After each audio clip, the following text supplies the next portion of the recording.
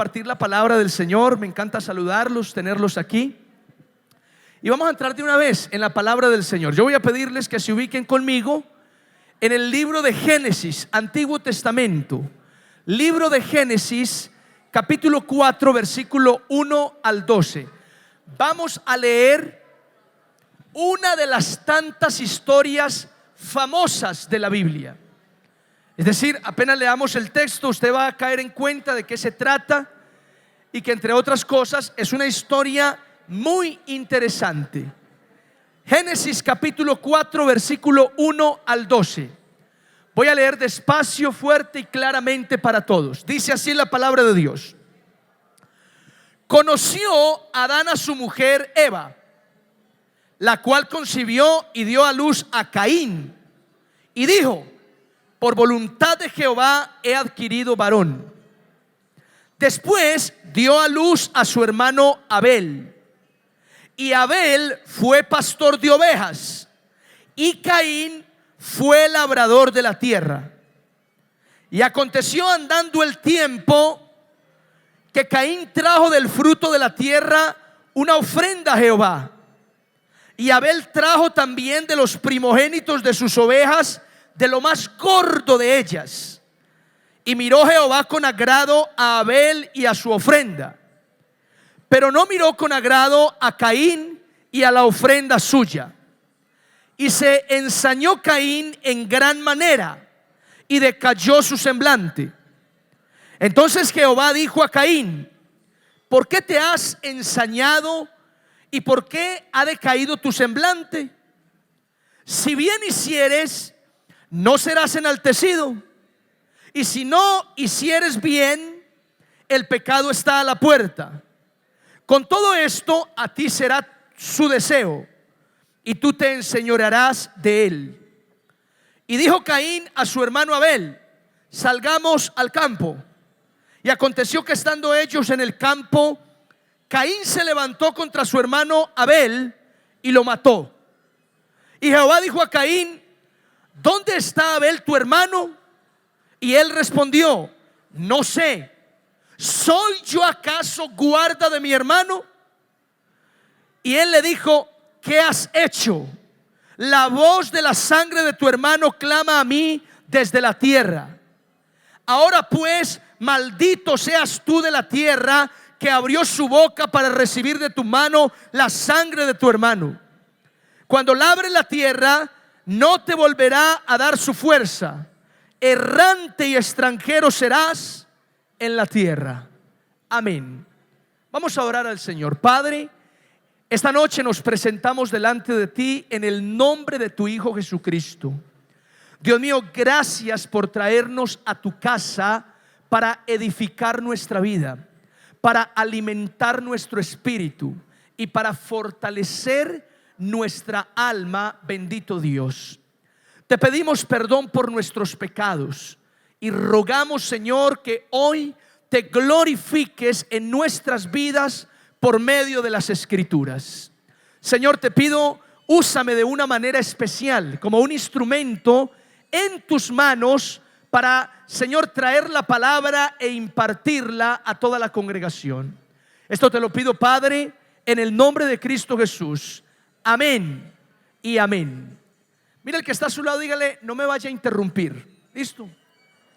O pues se les pega el paso allá de afuerita. ¿Listo? Vamos a concentrarnos aquí.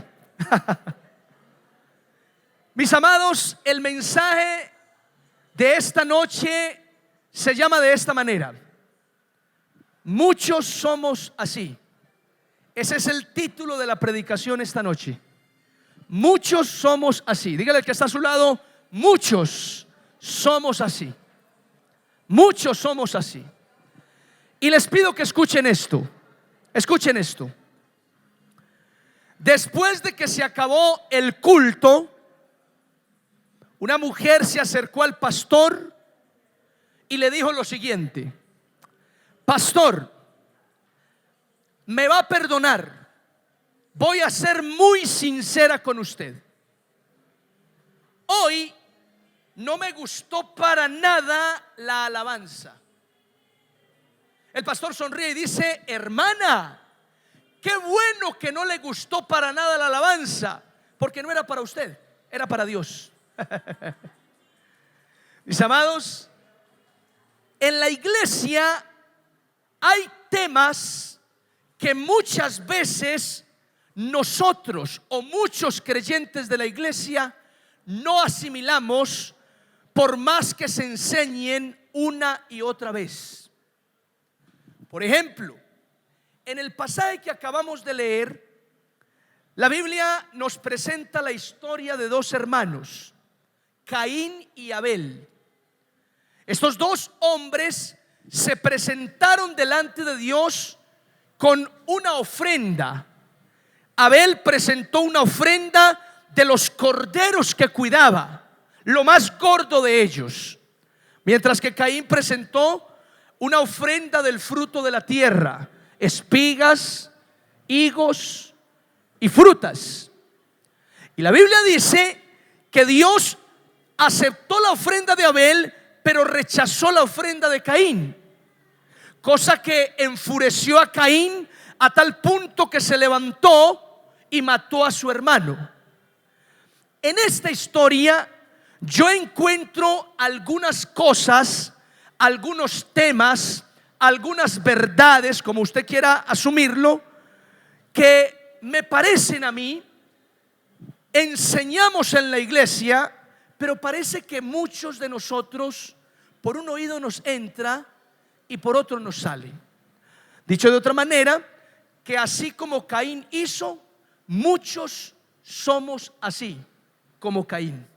Suena duro, porque todos conocemos la triste historia de Caín, pero creo que en algunas cosas que Caín hizo frente a su hermano Abel, nosotros como creyentes nos asemejamos y no hemos aprendido lecciones que el Señor nos ha enseñado a través de la palabra. Para ser específicos, esta noche quiero resaltar por lo menos 3 temas o 3 asuntos que yo puedo ver en la vida de Caín y que hoy parece que se repiten en la iglesia en muchos de nosotros. Por eso he llamado el mensaje "Muchos somos así". ¿Me siguen? Díganme amén. Entremos de inmediato. Vamos a entrar de una vez. Número 1, grábeselo ahí. Número 1, en esta historia podemos ver que Caín y Abel se presentaron ante el Señor y cada uno trajo su ofrenda. La ofrenda de Abel fue un carnero degollado. Presentó la sangre, la grosura del carnero, y de esa manera ofreció un sacrificio a Dios. Mientras que Caín recogió el fruto de la tierra, espigas, higos, olivos, frutas, y lo trajo al Señor. El punto es que la Biblia dice: Dios no miró con agrado la ofrenda de Caín. Algunos comentaristas se atreven a decir que Dios no miró con agrado la ofrenda de Caín porque se supone que Caín tenía conocimiento de que las ofrendas para el Señor debían ser con derramamiento de sangre, ya que Adán y Eva, sus padres, vieron a Dios derramar sangre de un cordero para entregarle sus pieles con las cuales se vistieron Adán y Eva. ¿Me siguen, sí o no? Por eso ese conocimiento debía ser traspasado de los padres a los hijos. Es decir, hay teólogos que afirman que Caín sí sabía que una manera de acercarse a Dios para agradarle y recibir su perdón era con derramamiento de sangre. Pero a él se le ocurrió en esta ocasión acercarse con frutos de la tierra. Otra versión de este pasaje afirma que a Dios no le agradó la ofrenda de Caín, no porque fueran frutos de la tierra, sino por la actitud que Caín tuvo. En cualquiera de los dos casos, el punto es este: la ofrenda de Abel y la ofrenda de Caín marcan la diferencia entre lo que es una vida religiosa y una vida cristiana. La ofrenda de Caín y Abel nos presentan un contraste entre lo que es la religiosidad y el evangelio. ¿Por qué? Porque en la religiosidad el hombre hace un esfuerzo, un sacrificio por Dios, mientras que en el evangelio es Dios el que hace el sacrificio por el hombre. ¿Cuántos dicen amén a eso?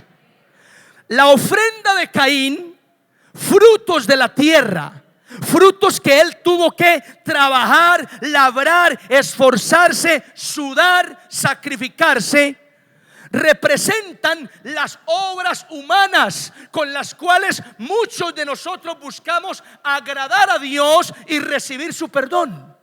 Y eso es religiosidad, mis amados hermanos. En la iglesia todavía hay cristianos así, que creen que con sus buenas obras ganarán puntos con Dios. Se lo pongo de esta manera. Mira, en la iglesia todavía hay esta clase de creyentes. Creyentes que viven mal con Dios. ¿Cómo viven? Mal con Dios. Están en pecado, no quieren cambiar su situación. Pero se esfuerzan en una que otra buena obra como para compensar su pecado. Entonces se esfuerzan por venir a la iglesia, hacen un sacrificio por dar una buena ofrenda, se unen cuando hay que ayudar a algún hermano. ¿Y para qué? Para que sus buenas obras al menos mitiguen un poco la desgracia de estar mal con Dios. ¿Están conmigo, sí o no? Eso, mis amados, eso se llama religiosidad. Porque la vida cristiana no es eso. La vida cristiana no es yo esforzarme haciendo buenas obras para ganar el perdón y la gracia de Dios, en ninguna manera. La vida cristiana es que Cristo murió en la cruz por tus pecados. Tú crees en Él, te arrepientes y ya está. Ya eres salvo, ya le agradas a Dios por entregar tu vida a Jesús. Alguien que diga amén a eso. Esa es la vida cristiana. La vida cristiana no es esfuerzos humanos por tratar de complacer a Dios. La vida cristiana es nacer de nuevo, ser una nueva criatura y vivir para el Señor. Esa es la vida cristiana. Alguien que diga amén a eso. El nuevo nacimiento, doctrina fundamental de la iglesia. Esta semana hablábamos con algunos hermanos acerca del nuevo nacimiento. ¿Qué es el nuevo nacimiento? Mis amados, el nuevo nacimiento es un nacimiento de arriba, un nacimiento espiritual que viene de Dios. El nuevo nacimiento es una transformación interna que Dios produce en ti. La produce Dios, no la produces tú. Y cuando Dios produce en ti el nuevo nacimiento, mírame, por dentro cambias. Y cuando cambias por dentro, lo de afuera automáticamente cambia también. ¿Están conmigo, sí o no? Ese es el nuevo nacimiento.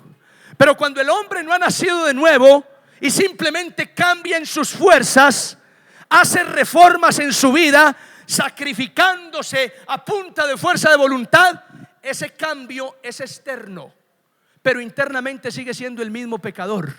¿Eso qué significa, pastor? Que tarde o temprano lo de adentro va a salir y lo de afuera se daña. Y ahí es donde tú ves, el cambio no le duró sino 3 días. El cambio no le duró sino 6 meses. ¿Qué pasó? No ha nacido de nuevo. Está cambiando en sus fuerzas. Está siguiendo a Cristo en una religiosidad. Se está buscando el perdón de Dios por medio de obras. Ese no es el evangelio. El evangelio es que el Señor te transforma a ti por dentro, nuevo nacimiento, y ahora vives para agradar a Cristo. Y listo. Ese es el evangelio. ¿Cuántos dicen amén a eso? Es así. Ahora, ¿puede haber creyentes en la iglesia que no han nacido de nuevo? Claro que sí. Hay muchos creyentes en la iglesia que no han nacido de nuevo. El apóstol Juan dejó una señal clara. Juan dijo: el que es nacido de Dios no practica el pecado. Ahí está la señal. Ahí está la señal. ¿Quieres saber qué cristiano ha nacido de nuevo? No practica el pecado. Peca. Claro que peca, pero no practica el pecado. El pecado no es habitual en él. El pecado no es una característica de él. ¿Cuántos dicen amén a esto? Abel lo entendió. Abel entendió que para agradar a Dios y recibir el perdón, yo no podía venir con sacrificios, esfuerzos humanos. Yo tenía que derramar, presentar la sangre de un cordero inocente por mis pecados. Abel lo entendió. Y mis amados, es así. Mire, yo encuentro a cada rato creyentes luchando con un montón de cosas. ¿Y saben por qué? Porque no han nacido de nuevo. No han nacido de nuevo. Necesitan volver a nacer. Y por eso es que viven luchando con pecados, luchando con situaciones de inmoralidad, luchando con asuntos de maldiciones, de ataduras. ¿Por qué, pastor? Porque no han nacido de nuevo. No han nacido de nuevo. ¿Cuántos dicen amén a eso? No han nacido de nuevo. Mire, el que ha nacido de nuevo es transformado, cambia. Y así como en la iglesia hay muchos creyentes que no han nacido de nuevo, también hay que decir que hay creyentes en los cuales ya llegó el nuevo nacimiento. Es evidente, porque su vida fue transformada radicalmente. Mire, yo les cuento un testimonio.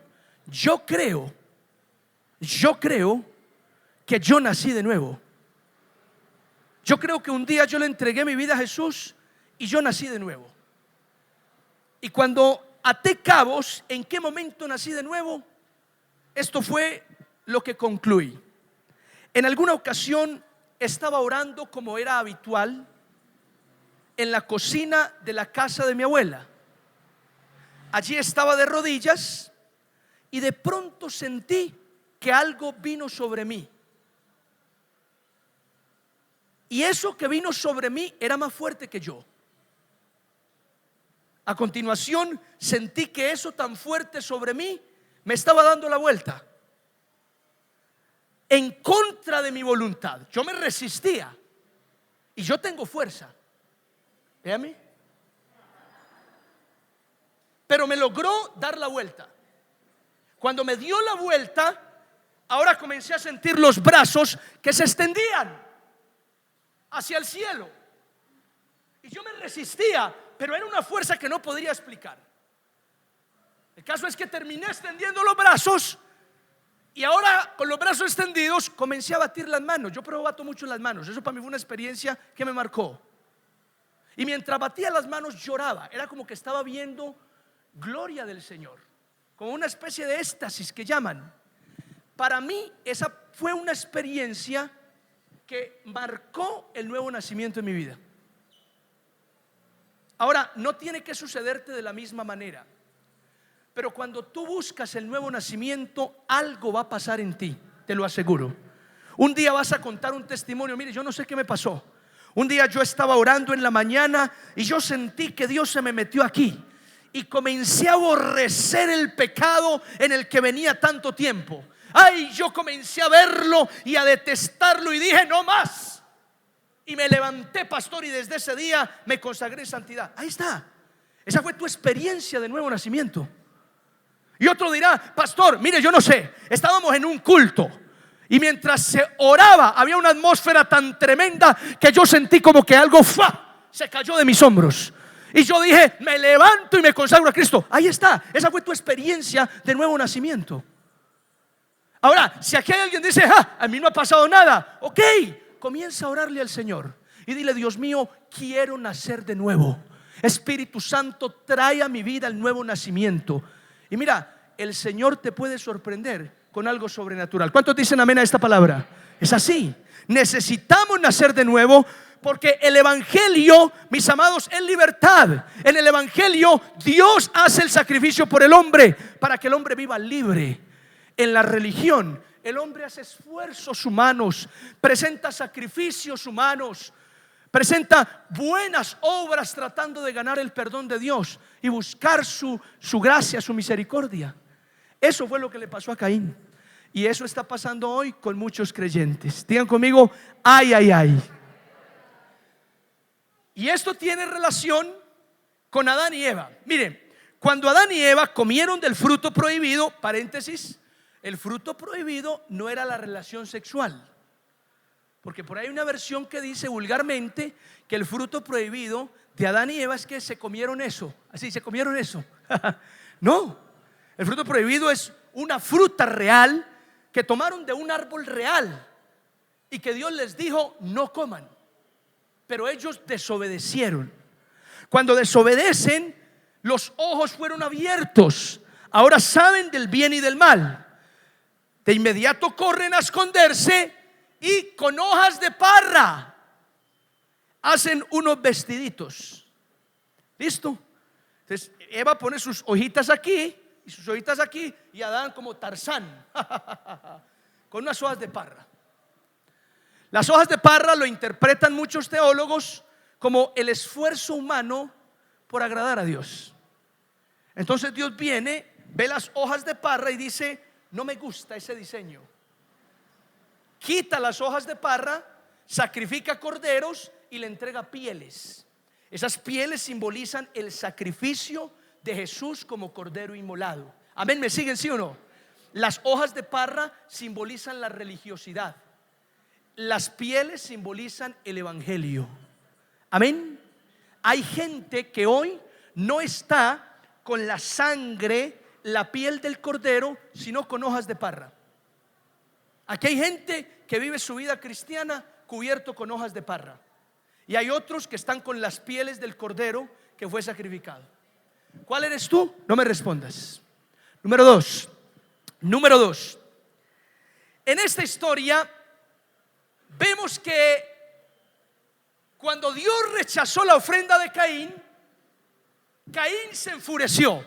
A Caín no le cayó en gracia que Dios aceptara la ofrenda de su hermano Abel y rechazara la que él trajo. Eso lo sacó de quicio. Eso lo llenó de resentimiento. Eso lo llenó de envidia. Y todos esos sentimientos los canalizó contra su hermano Abel. Pero cuidado, antes de que Caín hiciera una desgracia, Dios le dice a Caín: ¿por qué cayó tu semblante? ¿Por qué estás así tan bravo? ¿Acaso si hicieres bien no serás enaltecido? Y le advierte Dios: el pecado está a la puerta. Dios le hace una advertencia a Caín. Pero lo que quiero resaltar es que aunque Dios le hace la advertencia, Caín se deja llevar por sus impulsos, por sus sentimientos, por sus emociones. En psicología dirían por la pulsión de muerte. Se dejó llevar Caín por esos impulsos. Y aquí está el otro tema en el que yo afirmo muchos parece que no asimilamos. ¿Cuál, pastor? Que así como Caín se dejó llevar por sus sentimientos y emociones, de la misma manera en la iglesia muchos creyentes seguimos haciendo lo mismo. Nos dejamos llevar por sentimientos y por emociones. ¿Cuál es el punto, pastor? Que cada vez que te dejas llevar por sentimientos y emociones, ocurre alguna desgracia. Algo sale mal. Caín se dejó llevar por su envidia, su resentimiento, su ira, y terminó matando a su hermano. ¿Lo notas? Cuando una persona se deja llevar por un momento de ira, posiblemente termine en la cárcel porque mató a su prójimo o lo hirió gravemente. Otro ejemplo: cuando una persona se deja llevar por un momento de lujuria y pasión, días después termina su matrimonio roto porque la esposa no le va a perdonar esa infidelidad. Otro ejemplo: cuando una persona se deja llevar por su tristeza y toma decisiones, después termina perdiendo no solo ella, sino todos los que la rodean, porque toma decisiones, se deja llevar por sus sentimientos y emociones. Y el cristiano, damas y caballeros, no se puede dejar llevar por sentimientos y emociones. Mira, el creyente tiene que dejarse llevar por las convicciones. Digan conmigo: convicciones. Convicciones, no emociones. que las emociones son peligrosas. Las emociones, los sentimientos son inestables, suben y bajan. Mira, tú en la mañana estás triste, en la tarde estás enojado y en la noche estás alegre. ¿Notas cómo en un día cambias de emociones rápidamente? Entonces, dejarte llevar por tus sentimientos y emociones es peligroso. Ah, pastor, no, yo la quiero mucho. No, la novia que me conseguí para mí es la mujer de mi vida. Me voy a tatuar su nombre en la espalda, porque esto es amor del bueno, pastor. Esto es amor verdadero. Yo soy seguro de lo que siento, pastor. Provoca uno como jalarlo del pelo. Y claro, trae el nombre tatuado en la espalda. Juliana, que las Julianas son, haber dicho Juliana. A los 2 meses lo dejó. Pastor, no hay posibilidad de recoger una ofrenda en el culto para borrarme este tatuaje. Por dejarte llevar por sentimientos y emociones. Error garrafal. Error garrafal. El cristiano tiene que guiarse por las convicciones, por lo que cree, no por lo que siente. Y lo que el cristiano cree está fundamentado en la Biblia. Amén. Jesús, cuando estaba en el huerto de Getsemaní, él sintió miedo, angustia de morir, y humanamente le dijo a Dios: Señor, si es posible, pasa de mí esta muerte, esta copa tan terrible. Ahí estaba expresando sus sentimientos, sus deseos humanos. Pero ¿qué dijo? Mas no se haga mi voluntad, sino la tuya. Estaba convencido del propósito. Jesús no se dejó llevar por sus sentimientos y emociones, sino por sus convicciones. Y eso es lo que necesitamos hoy en el evangelio, en la iglesia. Cristianos firmes en sus convicciones, no firmes en sus sentimientos. Cada vez que te dejas llevar por sentimientos, la embarras. Créeme que la embarras. La embarras. Conozco gente que dice: pastor, es que me da mucho pesar de mi mamá. Es que me da mucho pesar de mi primo. Es que me da mucho pesar. Y por esos sentimientos a veces dejas de hacer lo correcto y te embalas tú y no lo dejas crecer a él o a ella, porque te estás dejando llevar por sentimientos. Mi hija cada rato llora por cualquier cosa, y cuando yo la veo llorar, yo examino: ¿esas lágrimas son de sufrimiento y dolor o son de capricho? Si son de capricho, no paro bolas. Ahí la dejo berreando, perdónenme la expresión, berreando. Ahí la dejo berreando en el mueble, porque lágrimas de capricho van y vienen. Cuando son lágrimas de dolor, porque se retuerce, porque le está doliendo el estómago, porque está enferma, pues le corro, porque son lágrimas de dolor. Entonces no me dejo llevar por el sentimiento: mi hija está llorando, corrámosle. No, aquí hay que hacer lo correcto. Las convicciones te llevan a hacer siempre lo correcto, y cuando haces lo correcto, Dios te respalda. Alguien que diga amén a esto. Es así. Pastor, mi hijo está rebelde, grosero, hasta altanero. ¿Sabe que me pegó, pastor? Córralo, hermana. Ay, pastor, qué pesar. No, Dios, pastor, Dios mío, yo no soy capaz de hacer eso. Bueno, entonces gáneselo. Gáneselo ahí encima. Súfralo entonces y no se queje. Porque si le da miedo hacer lo correcto, porque si le da miedo ejercer con convicción y se deja llevar más bien por el sentimiento y la emoción, entonces sufra y no se queje. Sufre y no se queje. ¿Cuántos dicen amén? O ay, ay, ay. Caín se dejó llevar por sus impulsos. Resultado: desgracia. Mató a su hermano. Sansón fue un hombre que se dejó llevar por los sentimientos, no por las convicciones. Se supone que la convicción de Sansón era ¿cuál? Una vida consagrada a Dios, voto de nazareo desde nacimiento. Vivía para servir a Jehová.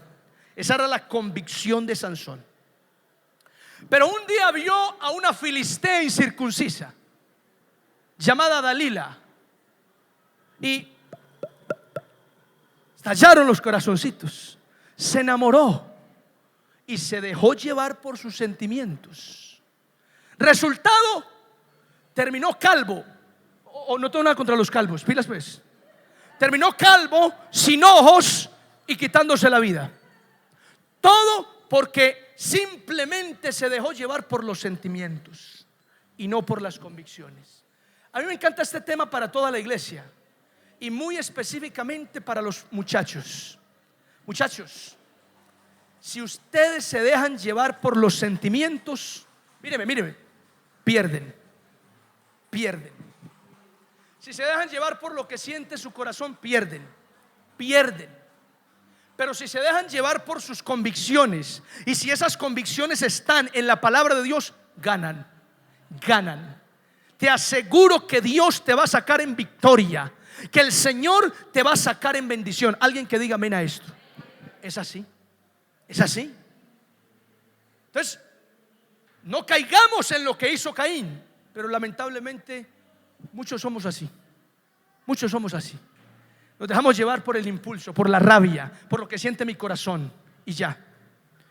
Número 3. Cuando Caín mató a Abel, huyó, se voló. Oiga, un paréntesis. ¿Por qué Caín se voló? Si en ese entonces no había ninguna ley que dijera no matarás. No había ley de Dios en ese entonces. No habían mandamientos de Dios en ese momento. Lo que pasa es que el apóstol Pablo, los teólogos, los eruditos, los estudiosos de la Biblia afirman que la ley de la conciencia está en el corazón del ser humano y lo acusa. Por eso la gente, ojo, para los que tienen esta pregunta, pastor, ¿y los que murieron sin conocer a Jesús, cómo van a ser juzgados? Por la ley de sus conciencias. Dios, que es justo, les juzgará de esa manera. Ahora, ¿por qué Caín huyó al matar a Abel?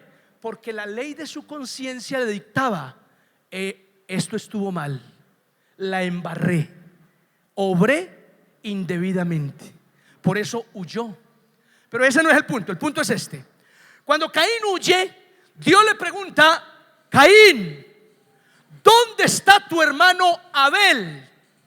¿Y cuál es la respuesta de Caín? No sé. E incluso le pregunta a Dios: ¿acaso soy yo guarda de mi hermano? A mí me encanta esta pregunta. Mira la pregunta. ¿Acaso soy yo guarda de mi hermano? A simple lectura parece que la respuesta es no. Usted no es guarda de su hermano. Pero en términos eclesiales de la iglesia de Cristo, la respuesta es sí. Usted es guarda de su hermano. ¿Cómo la ve? Cada uno de nosotros, como hijos de Dios, somos guardas de nuestro hermano. ¿Cuántos dicen amén a esto? ¿Eso qué significa? Que Caín fue cruel, fue indiferente con su hermano. ¿Y saben qué? Muchos somos así. No somos guardas de nuestro hermano, sino crueles e indiferentes con nuestro hermano. Cuando deberíamos ser guardas de nuestro hermano, también somos homicidas. Ay, pastor, exagerado. No. El apóstol Juan dice que cuando tú aborreces a tu hermano, cuando murmuras de él y lo rechazas, ahí eres homicida. ¿Cuántos dicen amén a eso? ¿Lo notas? Muchos aquí en la iglesia no somos guardas de nuestros hermanos, sino homicidas de nuestros hermanos. Porque, mis amados, en la iglesia hay quienes se aborrecen unos a otros. En la iglesia hay quienes no se tragan unos a otros. En la iglesia hay murmuración. En la iglesia hay chisme. En la iglesia hay quienes juzgan a otros. En la iglesia hay quienes se reúnen para hablar mal del hermano, del líder, del pastor. Y eso está mal. Porque en lugar de ser guardas de nuestros hermanos, estamos siendo homicidas de ellos. ¿Cuántos dicen ay, ay, ay? Es así. Si Dios te pregunta ¿dónde está tu hermano? Tú no puedes decir ¿acaso soy yo guarda de mi hermano? Porque Dios te va a responder sí, eres guarda de tu hermano. Es decir, en ti también hay una responsabilidad por tu hermano. Tú como cristiano, como cristiana, tienes el deber de estar pendiente de tu hermano también. ¿Cómo está su vida espiritual? ¿Cuáles son las necesidades que tiene? No para cargarlo, porque la Biblia no dice que debemos cargar al hermano, sino que debemos sobrellevar las cargas los unos de los otros. Es decir, debemos ayudarnos. Mire, si yo veo a un hermano de la iglesia mal parqueado, mi responsabilidad es exhortarle con amor. Pero hay gente en la iglesia que dice: no, a mí no me importa, pastor, lo que los hermanos hagan, me tiene sin cuidado, yo la mirada la pongo en Jesús. No, pues qué bonito. Para nada. Porque tienes que ser guarda de tu hermano. Tu hermano tiene que importarte a ti. De modo que si hace ya 3 semanas, 5 semanas, 7 semanas, sigues viendo la silla de tu lado sola, donde se sentaba esa señora de siempre, eso te tiene que preocupar a ti. Te tienes que pensar: venga, ¿y qué pasó con esta hermana que no la volví a ver? Y ojo, que tus pensamientos no sean: hay que decirle al pastor que ponga de pilas. No, usted vaya, busque, averigüe, pida el número, llámela, hermanita. Hace como 7 semanas y 3 días que no la veo ahí en la sillita. ¿Qué pasó, hermana? Cuénteme. Eso es ser guarda de nuestro hermano. ¿Cuántos dicen amén a eso? Eso es ser guarda.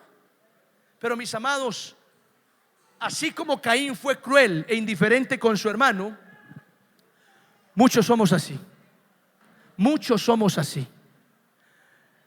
En palabras del apóstol Pablo, nos mordemos unos a otros, nos comemos unos a otros, al punto de consumirnos unos a otros. Que en la iglesia no ha de faltar el que murmura del hermano y habla mal del pastor o del líder. No ha de faltar. Y eso está mal. Eso está muy mal, hermanos. Mira que está a su lado, dígale: eso está mal. Eso está mal. ¿Ven? Que murmurar es muy sencillo. Estos días leí una historia acerca de los zapatos del pastor. Muchos creyentes quieren ponerse los zapatos del pastor, pero a algunos les falta pelo pa' moño. Es real. Y muchos desde la banca dicen: si yo fuera pastor, las cosas serían mejor. Si yo fuera el pastor, esta iglesia crecería más. Porque desde las gradas es muy fácil ver al toro como un inocente ternerito, pero cuando te toca bajar a la arena, ya no ves un inocente ternerito, ahora ves un terrible animal. Y ahí tragas entero. ¿Qué estaba diciendo yo? Mira, cuando tú juzgas a una persona, cuando tú murmuras de un hermano, de un líder o de un pastor, está pasando lo que te voy a decir en arameo: mené, tekel uparsin. Las palabras que interpretó el profeta Daniel: mené, tekel uparsin. Pesado fuiste en balanza y hallado falto. Te lo explico de esta manera. Cuando tú juzgas, criticas y murmuras a un hermano, a un líder o al pastor, lo que Dios hace de inmediato es ponerte a ti y a esa persona que estás juzgando en una balanza, a ver cuál pesa más. Y si la que estás juzgando es más íntegra que tú, tiene más comunión con Dios que tú, va a pesar más y Dios te va a hallar a ti falto. Te falta peso. Y cuando ve Dios que te falta peso, te tienes que enfrentar a Él. Tendrás que vértelas con el Señor. Porque en palabras del Señor es: ¿y este por qué juzga si este pesa más que él? ¿Y por qué estás murmurando de tu líder si tu líder pesa más que tú? Pastor, ¿y dónde ve eso? Eso lo ve Dios. Cada vez que juzgas a alguien y que murmuras de alguien, Dios te toma a ti y toma a la persona que está juzgando, los pone a los dos en balanza a ver cuál pesa más. Es así. Una predicación de este tema se refería a que por eso no era bueno murmurar de los siervos de Dios. Porque a veces los siervos de Dios son hombres o mujeres que llevan trayectoria, entregando su vida al Señor, consagrando cada día al reino de Dios. Y cuando llega un hermanito que por vaya a saber usted qué razones comienza a juzgar y a murmurar a la sierva de Dios o al siervo de Dios, Dios de inmediato pone a esa sierva en una balanza y te pone a ti que estás murmurando, a ver quién pesa más. Y oh sorpresa, a veces suele pasar que pesa más ese que lleva tiempo entregando y consagrando su vida a Dios. Y ahí te entrometiste tú en un problema serio con el Señor. Digan conmigo, ay, ay, ay. Es así, mis amados, es así. Entonces, ni murmuremos ni critiquemos a los hermanos. No seamos homicidas de nuestro hermano, seamos guardas de nuestro hermano. Todo lo que le pasó a Caín parece que nos sigue pasando a muchos creyentes en la iglesia. ¿Qué, pastor? Presentamos obras y sacrificios buscando agradar a Él y recibir su perdón, pero no nos arrepentimos y consagramos nuestra vida a Jesús. ¿Qué más, pastor? Nos dejamos llevar por nuestras emociones e impulsos en vez de llevarnos por nuestras convicciones, y lo único que terminamos es embarrándola. ¿Y qué más, pastor? No somos guardas de nuestros hermanos, sino que estamos cayendo en ser homicidas de nuestros hermanos. Cuando yo veo la vida de Caín, me doy cuenta que definitivamente muchos somos así, tal y como Caín fue con su hermano Abel. Termino con esto, mis amados. Voy a terminar aquí. Cuando Caín fue rechazado con su ofrenda, Dios le dijo: ¿por qué te enojas? Si hicieres bien, no serás enaltecido. Es decir, Dios le estaba dando otra oportunidad a Caín de volver a presentar un buen sacrificio. Pero Caín no le dio importancia. No le dio importancia. Cuando Caín mató a Abel y Dios le preguntó: Caín, ¿dónde está tu hermano Abel? Dios le estaba dando otra oportunidad a Caín para que confesara su pecado y se arrepintiera. Pero Caín no le dio importancia a eso. Y cuando Dios desterró a Caín de aquella tierra y lo condenó a ser errante, Caín con mucho miedo dijo: ¿y si alguien me atrapa y me mata? Dios dijo: pondré una señal en ti para que nadie te quite la vida. Y aún así, o sea, Dios le estaba dando otra oportunidad a Caín. Pero Caín nunca se arrepintió. En todas las oportunidades que Dios le dio, nunca vemos en Caín un arrepentimiento, una intención de volverse a Dios. Hasta el último momento, Caín solo pensó en sí mismo, en su orgullo, en sus temores, en él. Y esto me asemeja a la iglesia. Mira, Dios también nos sigue dando oportunidades para cambiar tantas cosas que tenemos que cambiar en nuestra vida. Hoy, por ejemplo, es una de esas oportunidades para que tú y yo nos arrepintamos y le digamos: Señor, perdóname.